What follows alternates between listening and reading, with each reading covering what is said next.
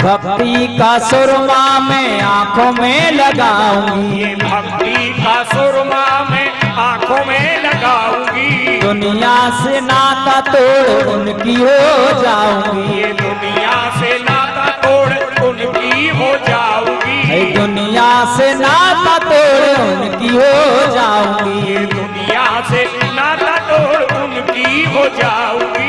सतगुरु बुला के मेरे फेरे पड़वा दो, सतगुरु बुला के मेरे फेरे पड़वा दो, मुझे श्याम सुंदर की दुल्हन बना दो, मुझे श्याम सुंदर की दुल्हन बना दो। आओ मेरी सखियों मुझे मेहंदी लगा दो, आओ मेरी सखियों मुझे मेहंदी लगा दो। मेहंदी लगा दो मुझे ऐसी सजा दो, मेहंदी लगा दो मुझे ऐसी सजा दो। मुझे श्याम सुंदर की दुल्हन बना दो, मुझे श्याम सुंदर की दुल्हन बना दो। बांध के घुंघरू में उनको रिझाऊंगी, बांध के घुंघरू में उनको रिझाऊंगी। लेके एक तारा में तो श्याम श्याम गाऊंगी, लेके एक तारा में तो श्याम श्याम गाऊंगी। लेके एक तारा में तो श्याम श्याम गाऊंगी, लेके एक तारा में तो श्याम श्याम गाऊंगी। सतगुरु बोला के मेरी डोली सजवा दो, सतगुरु बोला के मेरी डोली सजवा दो, मुझे श्याम सुंदर की दुल्हन बना दो, मुझे श्याम सुंदर की दुल्हन बना दो।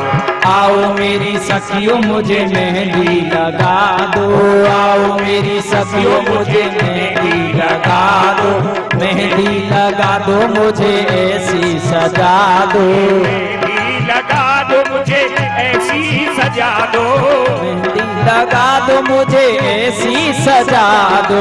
मुझे विधि पूर्वक विवाह संपन्न हुआ। कामस्तु देवासुदेवांशो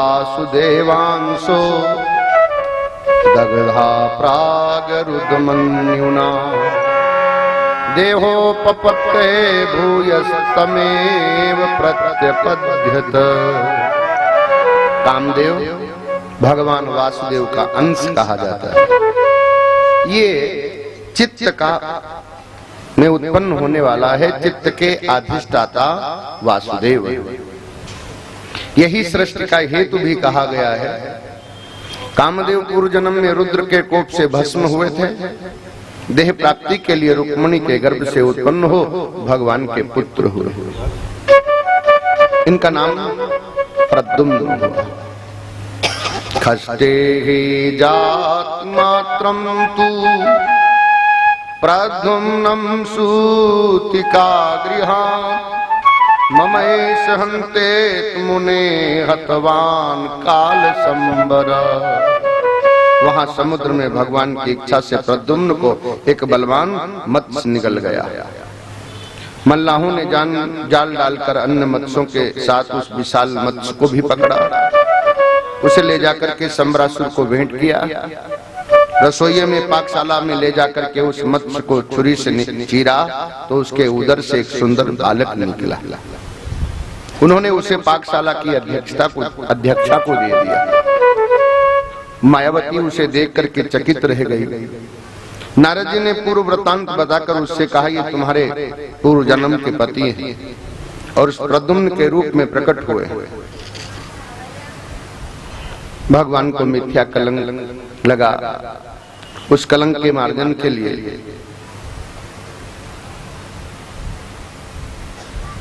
सत्राजिता सतनया कृष्णाय कृतिविल किसा मत्स्येन्ना मणिनाम श्यामुद्यत्तवान्।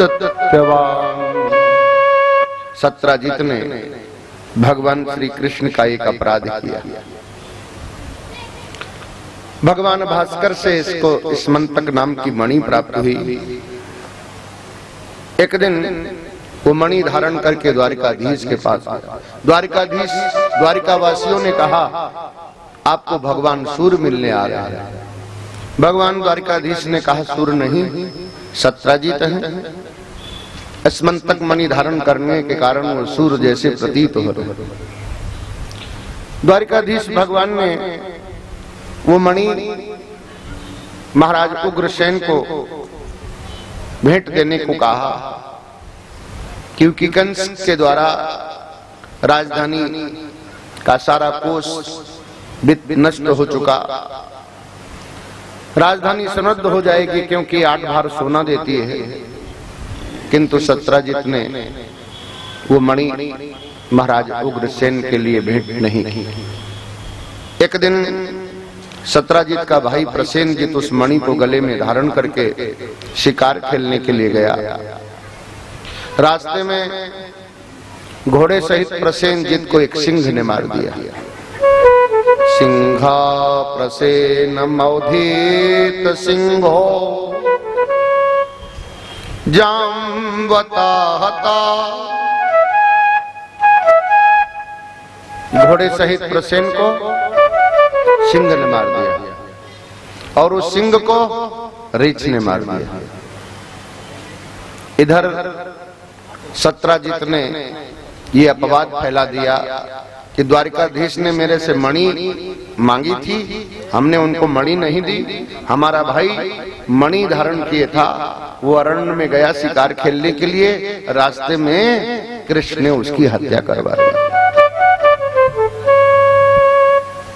भगवान स्वयं द्वारिका वासियों को साथ लेकर के उस प्रसेनजित की खोज में निकले।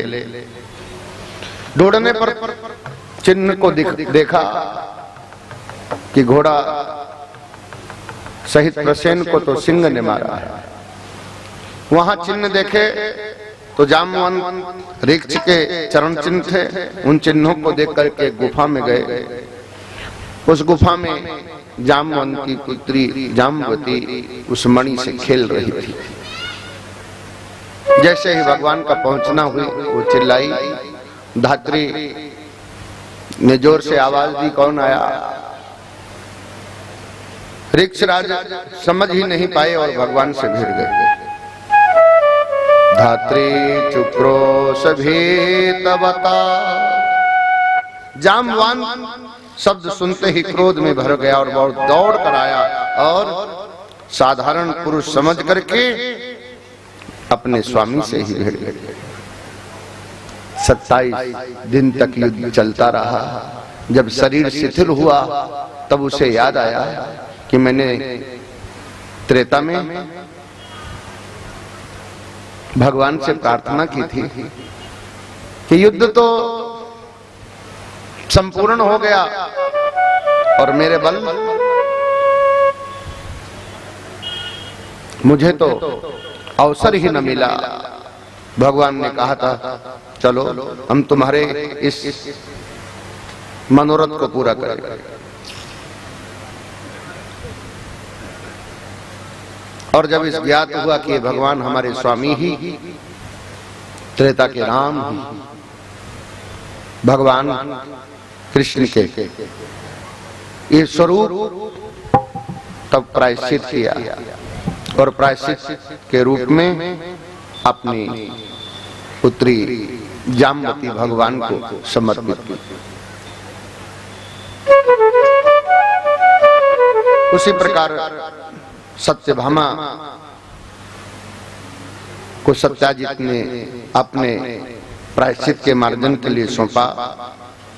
मणि के अपराध से सद्धन्ना का वध और क्रूर द्वारा प्राप्त मणि के कलंक का मार्जन कराया।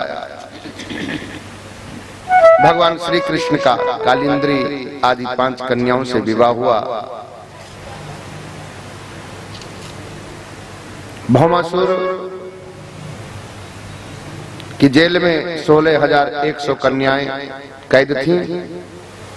उन कन्याओं को जेल से छुड़ाया। उन कन्याओं के परिवार वालों ने कोई कन्याओं को रखने को तैयार अपवाद के कारण नहीं हुआ। वो सब भगवान के शरण में आई। भगवान ने उनका संरक्षण किया। लोग कहते हैं भगवान ने जेल से छुड़ाई हुई उन कन्याओं को, क्योंकि समाज के लोग, उनके परिवार के लोग उनको रखने को तैयार नहीं हुए। तब वो जेल में भौमासुर की कैद में बंद रही 16,100 कन्याएं भगवान के संरक्षण में द्वारका में रही। भैस्मी जाम्बती भामा सत्या भद्रा च लक्ष्मणा कालिंद्रे मित्रवृंदा चेष्ट्यो पट्ट महास्त्रिया। रुक्मणी, जाम्बुती, सत्यभामा, कालिंद्री, मित्रवृंदा, सैव्या, नग्नजिति, सत्या, भद्रा, लक्ष्मणा, इनसे भगवान का पानी ग्रहण किया। इस प्रकार 16,108 को भगवान ने संरक्षण दिया। परिहास से कुपित रुक्मिणी को भगवान द्वारा सांत्वना प्रदान की। देवर्षि नारद जी ने भगवान के गृहस्थ धर्म की अलौकिक अनेक लीलाएं दर्शन की। अयम ही परमो लाभो गृहे सुगृह में धिनाम। गृहस्थों के लिए तो केवल एक यही लाभ है, गृहस्थ लाभ। भगवान की 8 पटरानियों के वंश बढ़े। बलराम जी ने रुक्मी का वध कर तीर्थ यात्रा के लिए गए और अपना ब्रह्म हत्या अपनी हत्या का मार्जन किया। उषा के प्रेम से अनिरुद्ध का बंधन और विवाह हुआ। वाणासुर का श्री कृष्ण से युद्ध। 16 द्वारिका में उनका गमन हुआ।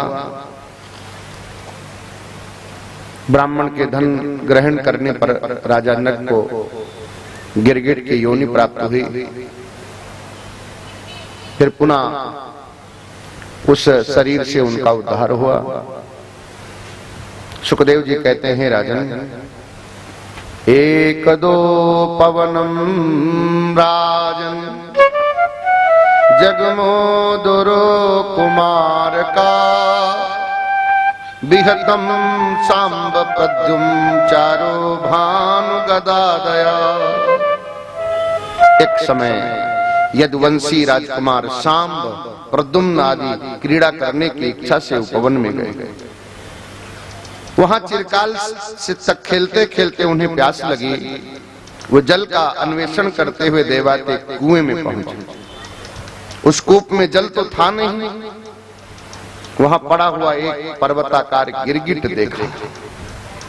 उसे देखकर वे सभी आश्चर्य से चकित हो उठे। बालकों ने दयावशु से चर्म और तंतु आदि की रस्सियों से बांध करके उस कुएं से बाहर निकाला, किंतु बाहर निकालने का प्रयास किया, निकल न सका।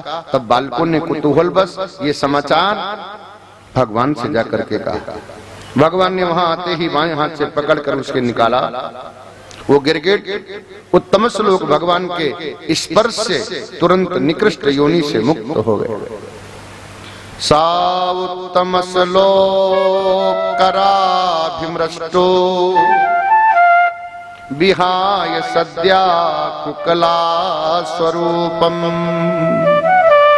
संतृप्त चामीर करुचारण वर्णा श्वेतभूतालंकरणा स्वरस्र।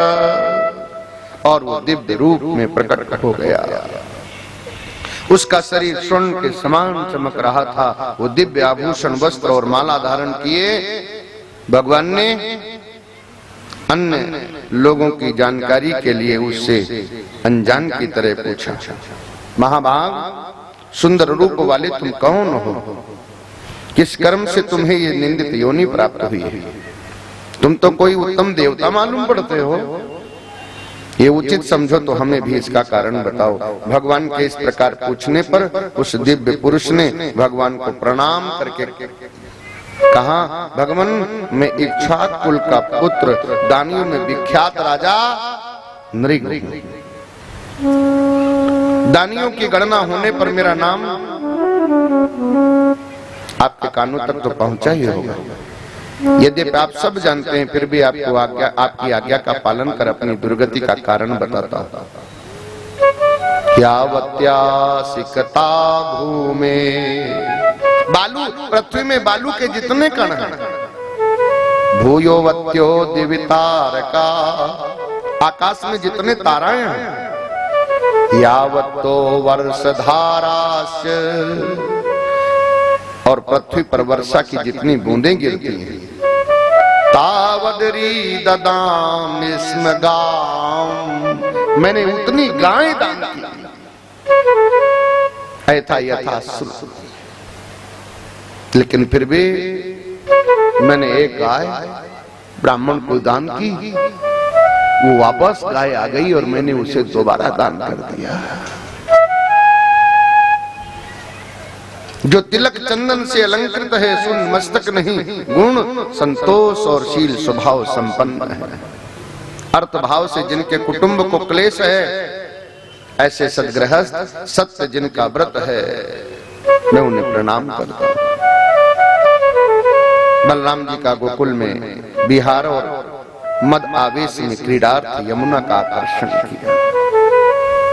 इसलिए विद्वान जन को भी कभी भी मदिरा का सेवन नहीं करना चाहिए। बलराम जी मदिरा का सेवन करने कर मद के आवेश में आकर के हस्तिनापुर को किराने का, डुबाने का प्रयास करने लगे। हल से ही खींच लिया, गंगा का आकर्षण किया। आज भी हस्तिनापुर झुकी हुई है। राजा पौंड का वध करा करके कृत्या से सुदक्षिणा का नाश कर, सुदर्शन चक्र से काशीपुर का दहन कराया। बलराम जी ने अनेक मनोरम लीलाएं की। लीला करते करते तीर्थ यात्रा करते नैमिषारण पहुंच गए। वहां सूत जी महाराज कथा कह रहे थे, स्वयं कि मैं ब्रह्म हूं और मुझे ये वाचक प्रणाम नहीं कर रहे, ये ब्रह्म को नहीं जानते। हल का प्रहार किया, हल के लगने से उनकी मृत्यु हो गई।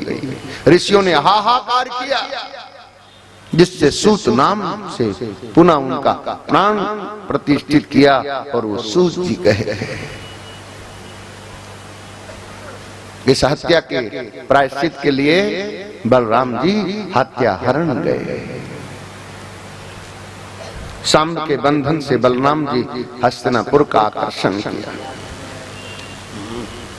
नारद को भगवान की गृहस्थ लीला का नाना रूप में दर्शन कर दैनिक चर्या से राजदूत और नारद के प्रस्ताव पर उन्होंने आपस में चर्चा की। उद्धव जी की सर्व संपत्ति मंत्रणा से भगवान का इंद्रप्रस्थ गमन हुआ और पांडवों के दिग्विजय में भीम के द्वारा जरासंध का इन्होंने वध कराया। स्वयं ब्राह्मण के रूप में गए और भिक्षा मांगी। भिक्षा किस बात की? मुझे युद्ध दो। युद्धम नो देहि राजेंद्र द्वंद्वसो यदि मन्यसे युद्धार्थिनो वयं प्राप्ता राजन्यानात्र कांक्षिणा। हम अन्न के आकांक्षी नहीं है, ना अन्न कांक्षिणा, हम अन्न नहीं, हम युद्ध मांग रहे। परिचय कराया।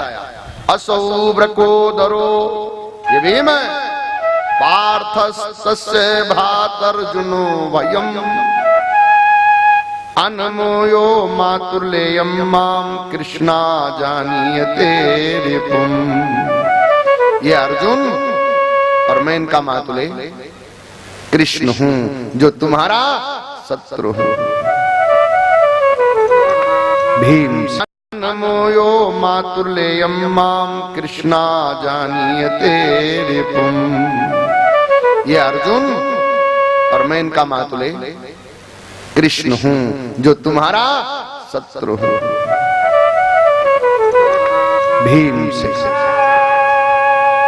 जरासंध का युद्ध कराया।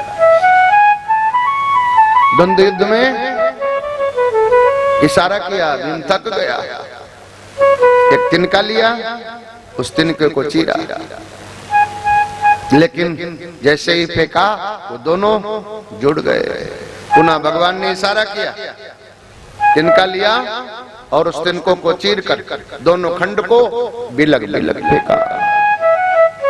दर्शयामास विटपम पाटन्यु संगया, क्योंकि बिना दो खंड के इसकी मृत्यु नहीं हो सके। भीम तुरंत ही संकेत समझ गए। उन्होंने बलपूर्वक जरासंध को पृथ्वी पर पटक दिया और उसका पैर पकड़ा, खींचा, चीर दिया और उन दोनों भागों को बिलक बिलक फेंक दिया। जरासंध की जेल से मुक्त राजाओं को सम्मान रिहाई कराई। ऋषियों द्वारा राजसु यज्ञ का आरंभ हुआ। ओहो, एक बात, दूल्हा आया हो दुल्हन लेने के लिए, लेकिन उसकी दुल्हन कोई और ले जाए, क्या होगा? बोल तो दो, दुश्मनी होगी कि नहीं? अरे हाँ तो कह दो, बस यही हुआ। अब भगवान की अगर पूजा हो रही है, भीष्म पितामह आदि उस सभा में विराजित हैं, निंदक शिशुपाल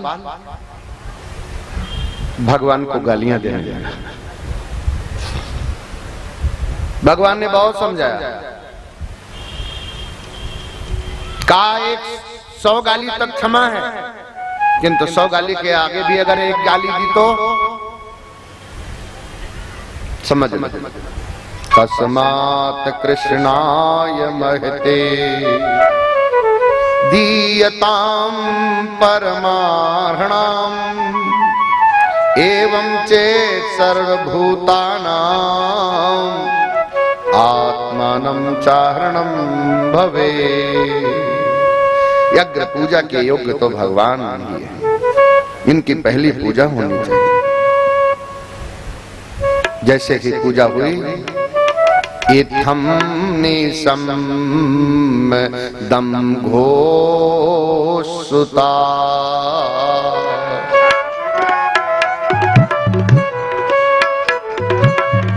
उत्थाय कृष्णा गुणवर्णन जातमन्यो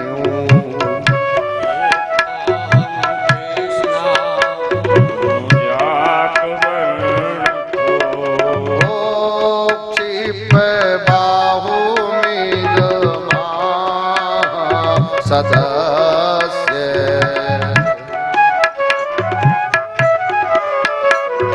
महर्षि श्रमावयं भगवते प्रारुणवेत भगवते प्रारुणवेत। सुष्पाल से भगवान का ये सन्मान देखा नहीं गया। उसका शरीर श्री कृष्ण का गुणानुवाद सुनते ही क्रोध से जलने लगा और वो भगवान को गालियां देने लगे। जिनके गुण गाना चाहिए उनको गालियां देगा।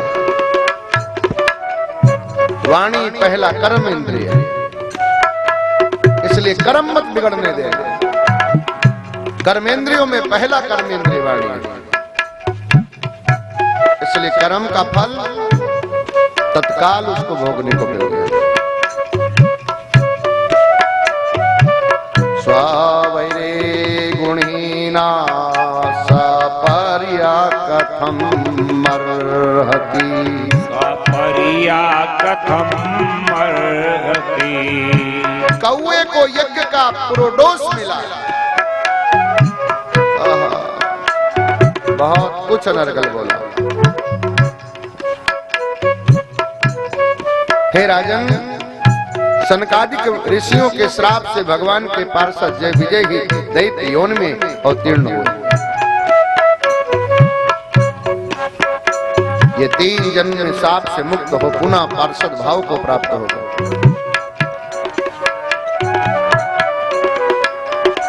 भगवान ने 100 गाली तक तो वो बड़े गौर से प्यार से सुनते थे, लेकिन 101 गाली होने पर वो चक्र चला, शिशुपाल की ज्योति भगवान में समा गई। जो स्थान भगवान ने द्वेष करने वाले को भी अपने आप में समाहित किया। युधिष्ठिर का यह ज्ञान स्नान हुआ और सभा में दृष्टि भ्रम से दुर्योधन का मान भंग हुआ। जरा सावधानी, द्रौपदी ने क्या कह दिया? अंधों के अंधे होते। जहां जल था वहां उसको थल मालूम पड़ा, जहां थल था वहां जल मालूम पड़ा। उसने अपने कपड़े ऊपर किए, संयोग से फिसल गया। इसलिए यही पुराण है, शिक्षा प्रधान है। वाणी से ऐसा दोष न करो जो इतना बड़ा बवंडर प्राप्त बढ़ जाए।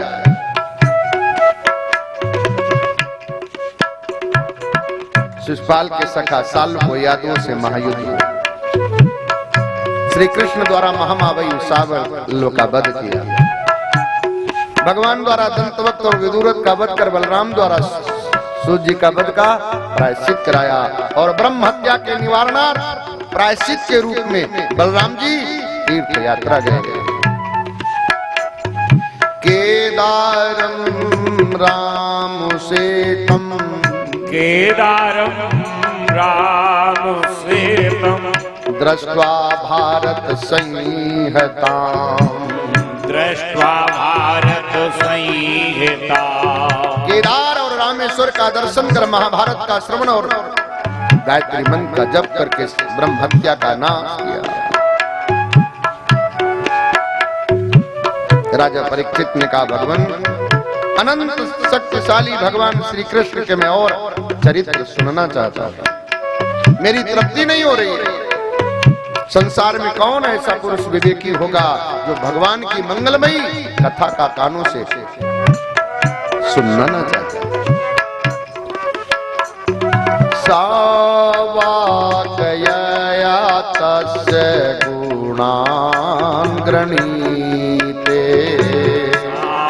सावाकया तस्य गुणान् गृणीते, जातात कर्म करवो मनस्य, करवो जातात कर्म करो मनस्य। पहली कर्मेंद्री वाणी, दूसरा कर्मेंद्री हाथ, तीसरा कर्मेंद्री पैर।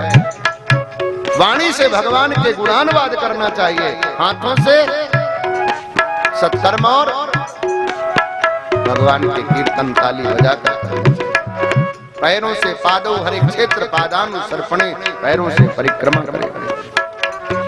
सावाकया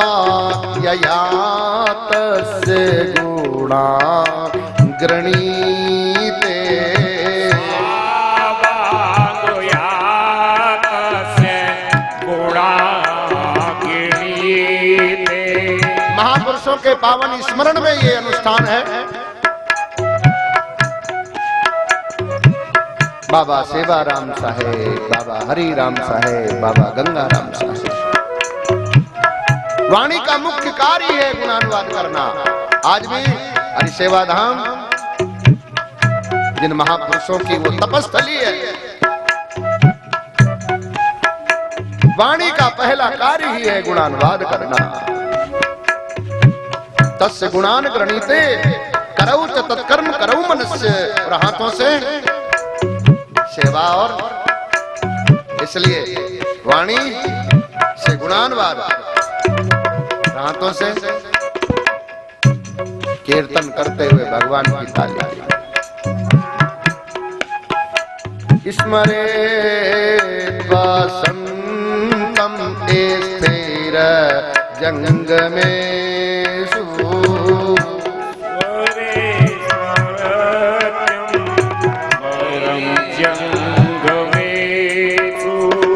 स्थावर जंग जंगम जो भी है वो सर्वत्र ईश्वर ही विराजमान है। शरणोति तन्न पुण्य कथा से करना और कानों से उनके पुण्य कथाओं का श्रवण करना।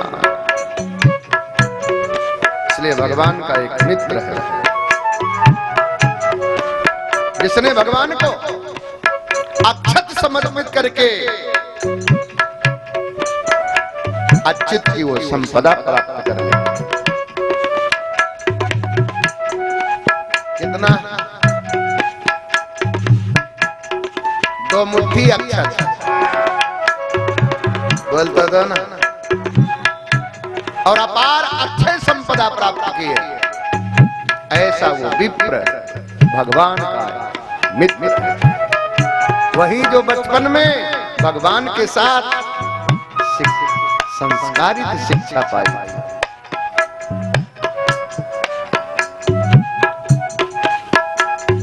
सायित्थं द्विजमुखेन सायित्थं द्विजमुखेन सैष कथयन् हरि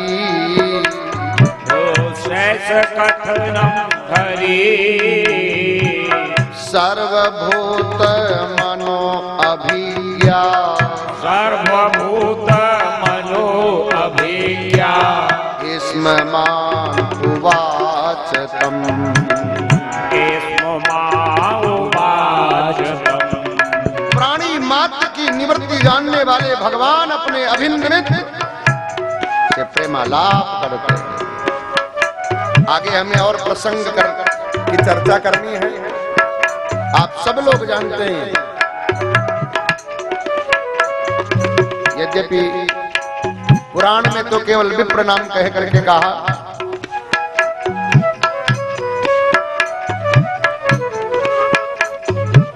तो मुट्ठी अक्षत समर्पित करके अक्षय संपदा प्राप्त किया है।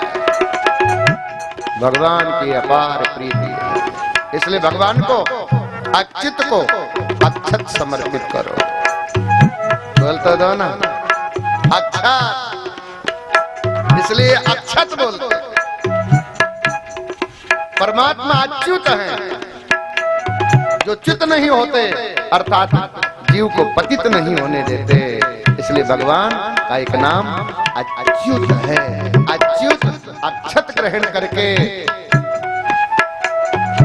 क्षय श्री को ये अक्षत श्री कर देते हैं। जिसकी क्षय श्री है, श्री जिसकी नहीं है उसको श्री। सूर्य ग्रहण के अवसर पर कुरुक्षेत्र में संबंधियों का परस्पर मिलन हुआ और भगवान की मनोरम चर्चा हुई। सुखदेव जी कहते हैं, राजन अथैकदा द्वारवत्याम्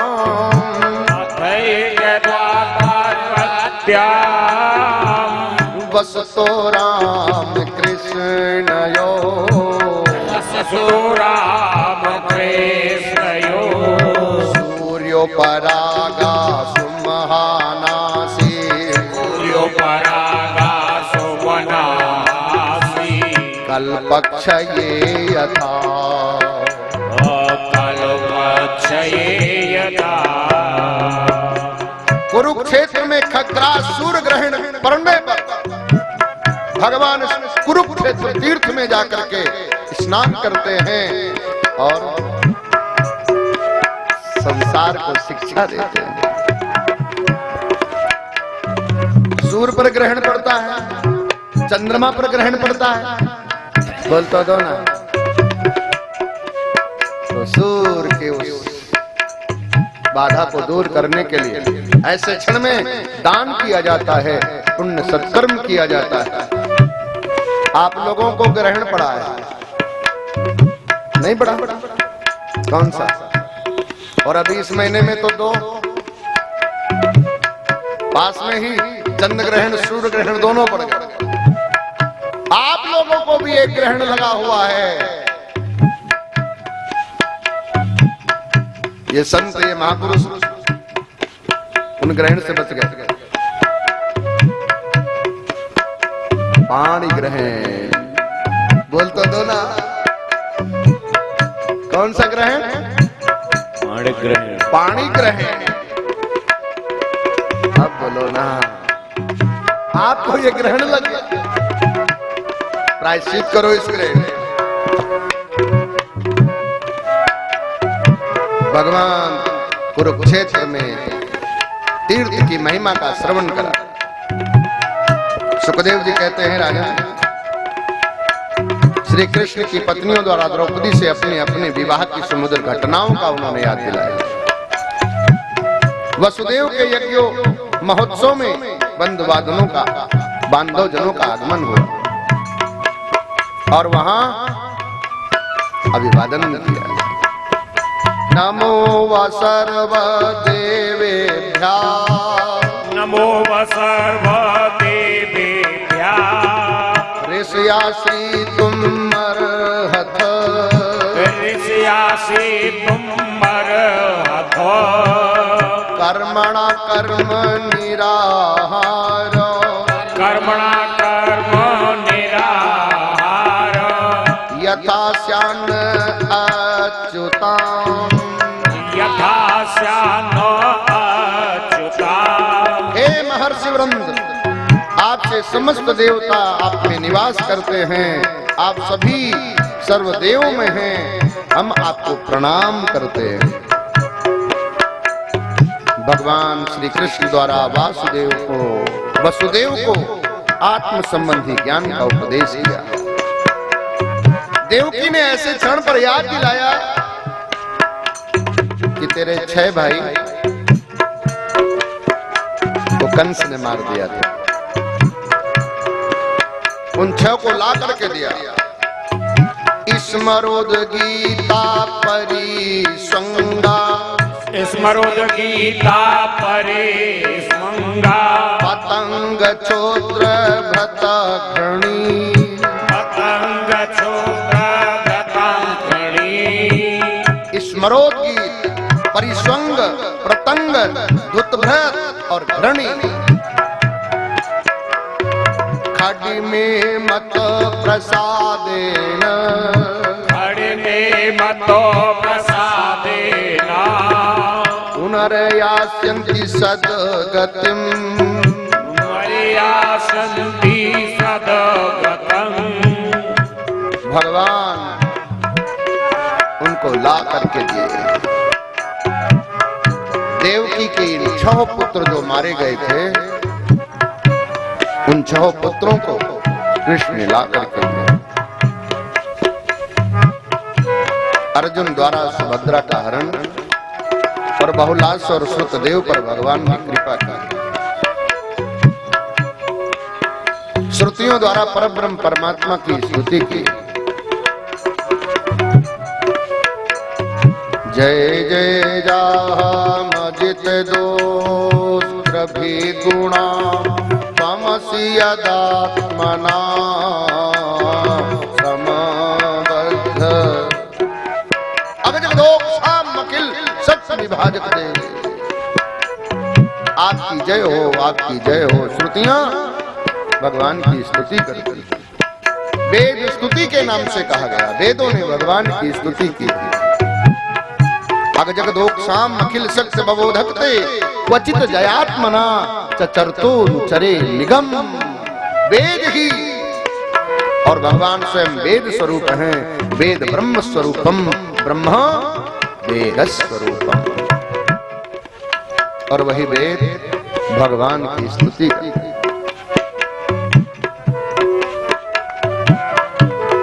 आपकी अनन्य भक्ति निश्चय ही लौकिक और पारलौकिक दोनों प्रकार से दुख प्रदान करती है।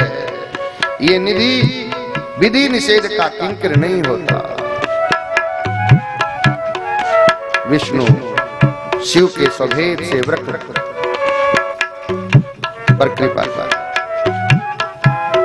ऐसे वरदान भी नहीं दे देना चाहिए, लेकिन देवादिदेव महादेव भस्मासुर को वरदान दे दिया और वो भगवान को ही भस्म करने के लिए उद्यत हो गया। भगवान विष्णु ने कहा, वाह, भोलेनाथ को तो नृत्य बहुत प्रिय है। वो जब अपने सिर पर हाथ रख करके भली प्रकार से नृत्य करते हैं। भस्मासुर ने कहा, पहले नृत्य करके बताओ। तो स्वयं विष्णु भगवान ने इस युक्ति के द्वारा देवादिदेव महादेव जी को संकट से उबारा है। त्रिदेवों में भगवान विष्णु की श्रेष्ठता पर ब्राह्मण के मत पुत्रों को लाकर के अर्जुन ने द्वारका में भगवान श्री कृष्ण की अनेक लीलाएं। हे राजन परीक्षित, सुखम स्वपूर्ण निवसन, सुखम स्वपूर्ण निवसन, द्वारकायां श्रियापति, द्वारकायां श्रियापति, सर्व संपत् समाधायां, सर्व संपत् समाध्यायां, दुष्टायां वृष्णिपुंगवै, दुष्टायां वृषिपुंगवै, संपूर्ण रिद्धि सिद्धि वीर यादों से परिपूर्ण द्वारका में सुख पूर्वक निवास कर रहे और अनेक प्रकार की लीलाएं करें। और याद रखना, बड़ों से हंसी करने का दुष्परिणाम हुआ करता है। यादवों को ऋषियों को कठोर श्राप मिला। वो कैसे? सुखदेव जी ने कहा, राजन भगवान के ही वंश में जामवती का बेटा शाम स्त्री का पहनावा पहना और मदिरा पिए बच्चों के साथ जाकर के ऋषियों से पास किया। उन यादवों ने भी ऋषियों से मजाक की, हंसी की।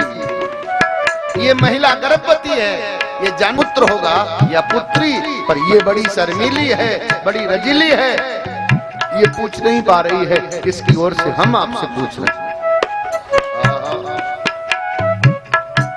ऐसा ऋषियों ने गौर किया, जान गए ये पुरुष है, स्त्री का स्वांग कर रहा है, स्त्री का पहनावा पहना और कह रहा है ये गर्भवती है, ये बेटा जनेगी या बेटी। ऋषियों से नहीं रहा। जनयिष्यति वो मंदा, जनयिष्यति वो मंदा, मुसलम कुल नाशनम, मुसला कुल नाशनम। और जब ये बात सुनी, ये मुसल पैदा करेगी जो इस कुल का ही नाश करेगी। सब किंकर तब विमूढ़ हो गए, ये घटना भगवान को भी नहीं बताई। इसलिए बुद्धिमानों, संतों से मजाक मिचकौली नहीं करना।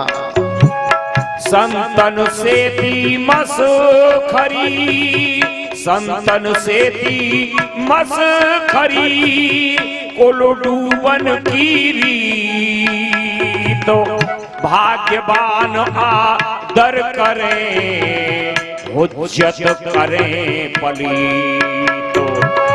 संत दुखाए तीन हान, संत दुखाए तीन हान, धर्म वैभव और वंश, तीनों ताला दे गए रावण यादव कंस।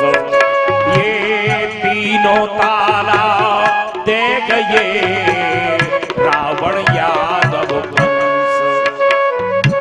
अब होश उड़ गए जब कहा वो पैदा करेगी मुसल जो तुम्हारे कुल का नाश करेगी। घिसने लगे, उससे जो रेत हुआ, पास की घास हुई, वो धारदार घास हो गई। उसी से आपस में लड़के आते। एक छोटा सा भागा शेष बचा, उसको समुद्र में फेंक दिया। एक मछली उसको निकल गई, मछुआरे ने पकड़ा, पेट चीरा, उसमें से वो शेष भाग पहले ने अपने बाण में लगाया, जो भगवान को भी इस दरा से जाने का कारण बना दिया। सुखदेव जी कहते हैं, राजन इसलिए ऋषियों की मैं चर्चा करता हूं। ये अनुष्ठान भी बाबा सेवाराम साहेब, बाबा हरि राम साहेब, बाबा गंगाराम साहेब जी को समर्पित है। इसलिए आइए सिद्धेश्वर संवाद के द्वारा देवर्षि नारद जी और वसुदेव का जो प्रश्न है और अवधूत दत्तात्रेय का जो उपाख्यान है उसकी चर्चा समय की सीमा में ही करने का प्रयास करेंगे। कवि हरि अंतरिक्ष, कवि हरि अंतरिक्ष, प्रबुद्धा पिपलायना, प्रबुद्धा पिपलायना, आविर्होत द्रुमिल, आविर्होत द्रुमिला, चमसा कर भाजना, चमसा कर भाजना।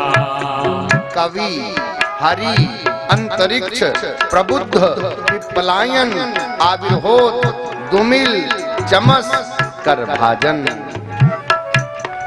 आइए सब लोग मेरे साथ भगवान के इस पद्य को दोहराएंगे। कायेन वाचा मनसेन्द्रियर्वा, कायेन वाचा मनसेन्द्रियर्वा, बोध्यात्मना वंसत स्वभावात्, आत्मना सतो स्वभावा, करोति यत् यत् सकलं परस्मै, करोति यत् यत् सकल परस्मै, नारायणायेति समर्पयेत, नारायणे समर्पयेता। कायेन काया से, वाचा वाणी से, मनसा मन से, इंद्रियैर्वा इंद्रियों से, बुद्धिया बुद्धि से, आत्मना आत्मन से, वानुस्रत स्वभावात् स्वभाव अहंकार आदि अपने अपने अनुगत स्वभाव हम जो कुछ भी कर रहे हैं। करोति यत् यत् सकलं परस्मै, करोति यत् यत् सकल परस्मै। भाव लाओ मेरे से जो हो रहा है। हे नारायण, नारायणायेति समर्पयेत, नारायणे ये समर्पयेता। मैं सब कुछ शरीर से, वाणी से, मन से, इंद्रियों से, बुद्धि से, अहंकार से, अपने अपने स्वभाव अनुरूप जो कुछ भी हमसे हो रहा है हे नाथ, वो सब आपको सौंप रहा हूं। मुझे कर्तापन का अभिमान नहीं हो कि मैंने किया है। और अगर अपने को कर्तापन का अभिमान मानोगे, कर्तृत्व मांगोगे, तो तुमको भोगना भी पड़ेगा। अब बोलो, दुख चाहते हो? बोल तो दो ना। चाहते हो तो वरदान दे दें। आवाज ना आई। दुख का कोई वरदान नहीं चाह रहा है, इसलिए शांति के लिए प्रयास करो। क्रोध शांत रखने के लिए सोच विचार से क्रोध घटे, काम घटे संयम कीन्हे, और वासना संयम और विवेक से शांत होती है। इसलिए जीवन में शांति की वृद्धि लाओ, और वो स्वभाव जब सतोगुणी होगा, आहार शुद्ध होगा, तो स्वतः उसकी बढ़ती होती जाएगी।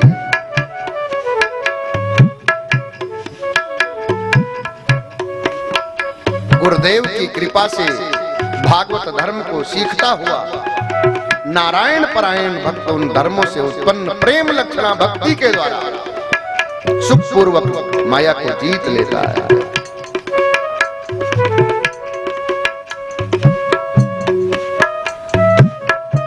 इसलिए गायन करो। नृत्यन्ति गायन्त अनुशील त्यजन्त, नृत्यन्ति गायन्ते अनुसेव्यन्त, भवन्ति तूष्णीं परमे निवृत्ता, भवन्ति तूष्णीं परमन्त देवता। गायन करो, अपने इष्ट के गुणों का नृत्य करो। पर जरा ध्यान रखना, नृत्य श्रीपति रख गए देवालय में इष्ट के सामने। और भवन्तु श्रीम, चुप साधना करो, मौन रहो, अनर्गल मत बोलो, कड़ुआ मत बोलो, गाली गलौज मत करो, झूठ मत बोलो, चुगली मत करो, अनर्गल बातचीत न करो। ये वाणी के चार दोष हैं।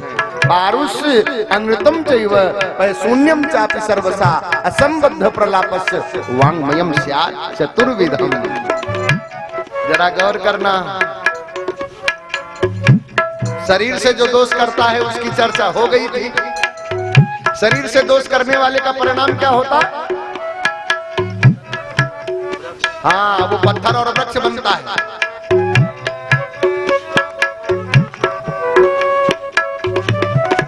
वाचिकै पशु मृगता,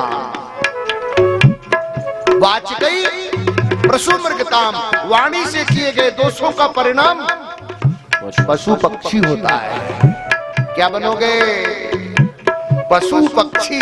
इसलिए वाचिकै पशु मृगताम, वाणी से किए गए दोषों का परिणाम पशु और पक्षी होता है। शारीर जय कर्म दोषई याति स्थावरताम नरा, शरीर से किए गए दोषों का परिणाम पत्थर और वृक्ष होता। मानसई रंत जातिताम, मन से किए गए दोषों का परिणाम चांडाल योनि होता है। इसलिए भवन्ति तूष्णी, चुप साधना करो।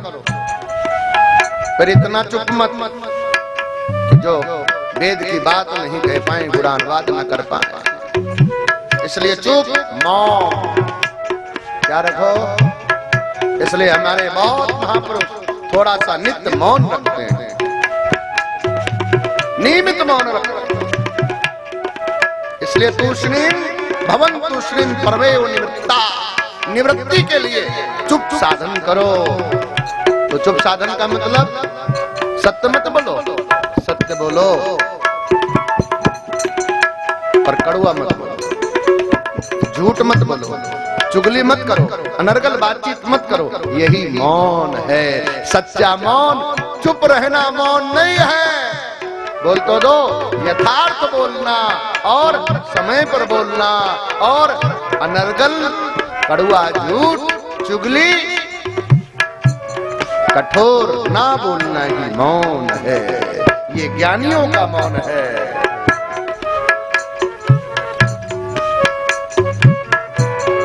रोज अभ्यास करो और उसी अभ्यास से स्वभाव सुधरता जाएगा।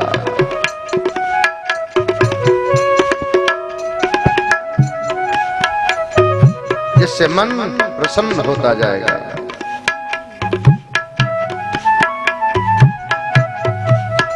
साधन दिया मैंने, उन गुरुओं से ये ज्ञान पाया है। भगवान ने कहा, हे उद्धव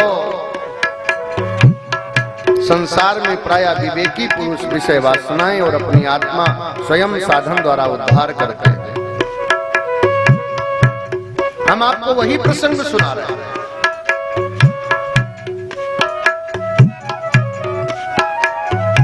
पृथ्वी वायु आकाश, पृथ्वी वायु आकाश, आपो अग्नि चंद्रमा रवि, आपो अपि चंद्रमा रवि, कापो तो अजगरा सिंधु, कपो तो अजगरा सिंहो, पतंगो मधुकृत ग्रजा, पतंगो मधुकृत गजा, मधुहा हरिणो मीना, मधुहा हरिणो मीना, पिंगला कुररोर्भका, पिंगला कुरुरोभका, कुमारी सरकट सर्प, कुमारी सरकट सर्प,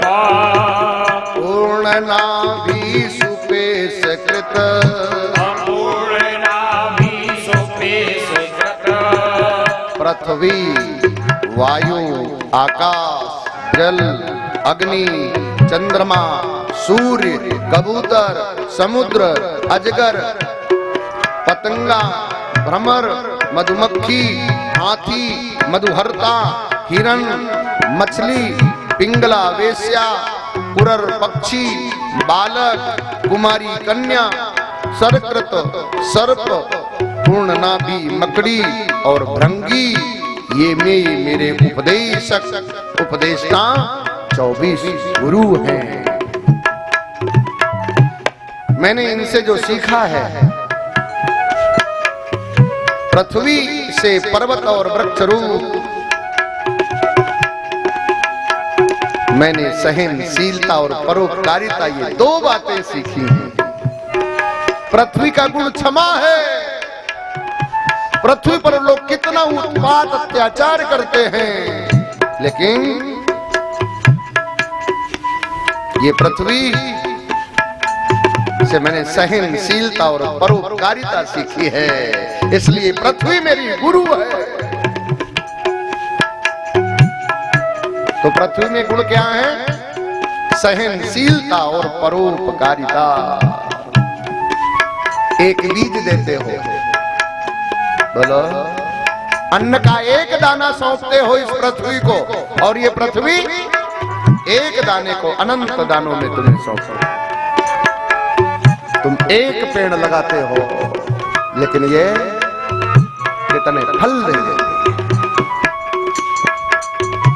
इसलिए इससे सीखो, और शरीर में ये मिट्टी ही है, ये पृथ्वी ही है। इस पृथ्वी से परोपकारिता और सहनशीलता 2 बातें हैं। सहो सहनम सर्व दुखाना, ये पृथ्वी से सहो, ये पृथ्वी ये मिट्टी ही है, इसलिए शरीर से सहो। क्या सहो? दुख सहो। पृथ्वी सहती है, बोल तो दो ना, इसलिए शरीर से सहो।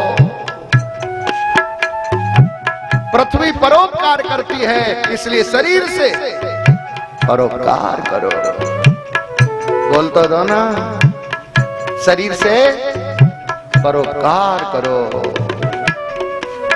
नहीं तो मृत्यु होगी। होगी ना, निश्चित मृत्यु है। लेकिन इस शरीर से परोपकार करोगे तो कीर्ति यस्य सा जीवति,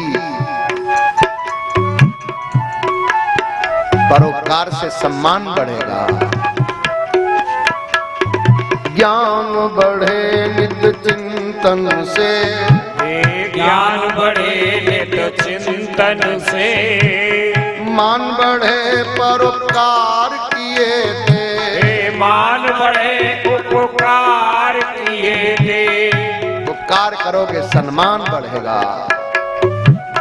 इसलिए उपकार परोपकार करो, सम्मान बढ़ेगा, मान बढ़ेगा। पृथ्वी का ये गुण है सहनशीलता और परोपकारिता। तो शरीर का ये धर्म होना चाहिए सहना और परोपकार करना।